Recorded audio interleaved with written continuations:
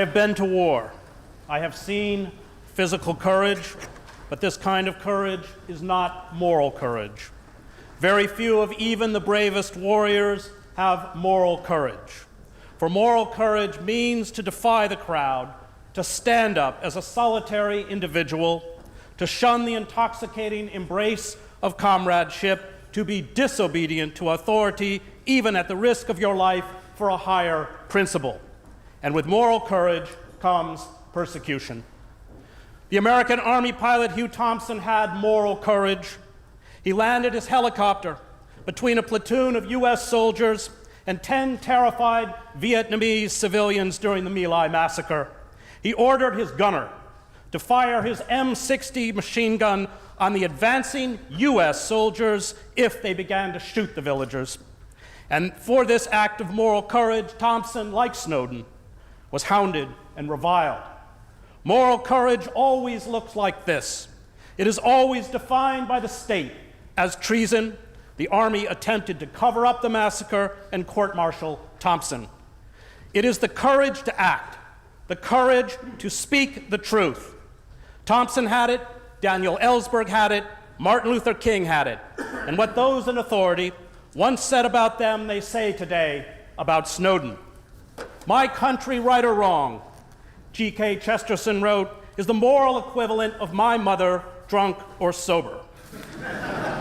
So let me speak to you about those drunk with the power to sweep up all of your email correspondence, your tweets, your web searches, your phone records, your file transfers, your live chats, your financial data, your medical data, your criminal and civil court records, and your movements. Those who are awash in billions upon billions of taxpayer dollars, those who have banks of sophisticated computer systems, along with biosensors, scanners, face recognition technologies, and miniature drones, those who have obliterated your anonymity, your privacy, and yes, your liberty. There is no free press without the ability of reporters to protect the confidentiality of those who have the moral courage to make public the abuse of power. Those few individuals inside government who dared to speak out about our system of mass surveillance have been charged as spies or hounded into exile. An omnipresent surveillance state, and I covered the East German Stasi, creates a climate of paranoia and fear. It makes democratic dissent impossible. Any state that has the ability to inflict full spectrum dominance on its citizens is not a free state. It does not matter if it does not use this capacity today. It will use it, history has shown, should it feel threatened or seek greater control.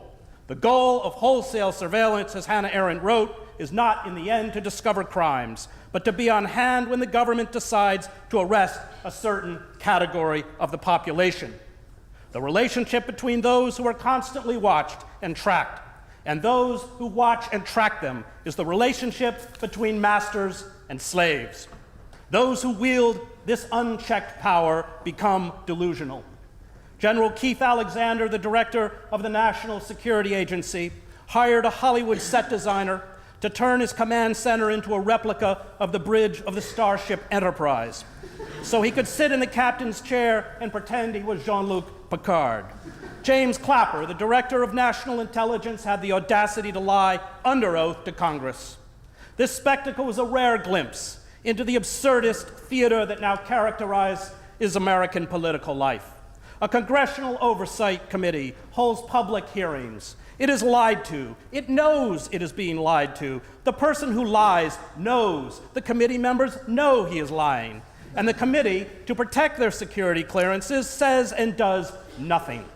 These voyeurs listen to everyone and everything.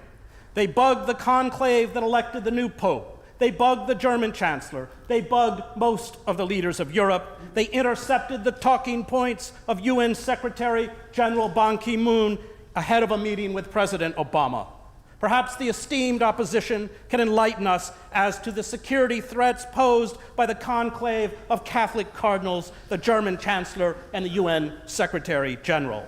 They bugged businesses like the Brazilian oil company Petrobras, American law firms that were carrying out trade deals for shrimp and clove cigarettes. They carried out a major eavesdropping effort focused on the United Nations Climate Change Conference in Bali in 2007. They bugged their ex-lovers, their wives, and their girlfriends. And the NSA stores our personal data in perpetuity. I was a plaintiff before the Supreme Court in a case that challenged the warrantless wiretapping, a case dismissed because the court believed the government's assertion that our concern about surveillance was speculation. We had, the court said, no standing, no right to bring the case. And we had no way to challenge this assertion, which we now know to be a lie, until Edward Snowden. In the United States, the Fourth Amendment limits the state's ability to search and seize to a specific place, time, and event approved by a magistrate. And it is impossible to square the Fourth Amendment with the arbitrary search and seizure of all our personal communications. Former Vice President Al Gore said correctly that Snowden disclosed evidence of crimes against the United States Constitution. We have been fighting against mass surveillance, including my friend Bill Binney, within the US, made no headway by appealing to the traditional centers of power. It was only after Snowden methodically leaked documents that disclosed crimes committed by the state that genuine public debate began. Elected officials, for the first time, promised reform. The president, who had previously dismissed our questions about the extent of state surveillance by insisting there was strict congressional and judicial oversight, appointed a panel to review intelligence. 3 judges have, since the Snowden revelations, ruled on the mass surveillance, with 2 saying the NSA spying was unconstitutional and the 3rd backing it. None of this would have happened, none of it, without Snowden. Snowden had access to the full roster of everyone working at the NSA. He could have made public the entire intelligence community and undercover assets worldwide. He could have exposed the locations of every clandestine station and their missions.